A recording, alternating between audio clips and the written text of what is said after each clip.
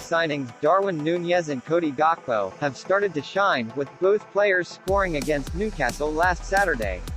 Núñez's goal in the 10th minute reminded fans of the prolific striker he was at Benfica, and his confident, decisive and accurate shots showed that he is beginning to find his form again at Liverpool. Klopp's decision to move Núñez to the left wing has allowed him to showcase his speed and penetrating ability, and in the last 2 games, he has created a goal against Everton and scored one against Newcastle. Liverpool is benefiting from its expensive signings, and Núñez and Gakpo are showing their talent. However, Núñez suffered a shoulder injury during the Newcastle game, and while it is not too serious, he may not recover in time for the crucial match against Real Madrid. Liverpool's doctors believe that he may be able to return for the match against Crystal Palace later this week. Liverpool is currently in 8th place in the Premier League with 35 points after 22 games, and hopes of finishing in the top 4 are still alive as they are only 6 points behind Newcastle, who are currently in 4th place, and have played 1 game less. Despite the recent success of Núñez and Gakpo, Liverpool still has some weaknesses that need to be addressed.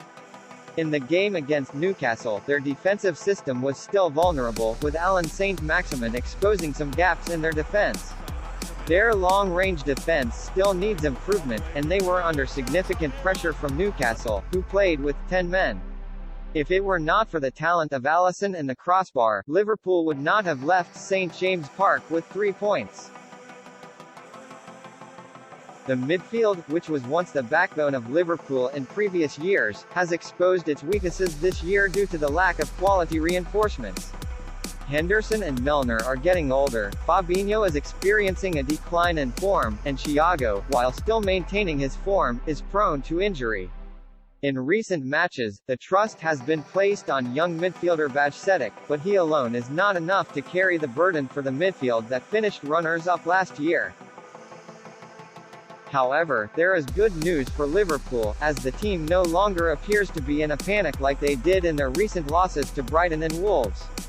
The system is gradually being strengthened, the links are becoming tighter, and the determination is growing stronger. The return of Van Dijk has had a clearly positive effect, even though the Dutch defender himself has not yet reached his peak form. His presence has given his teammates added confidence, especially Joe Gomez, who has played much better alongside Van Dijk than with other central defenders.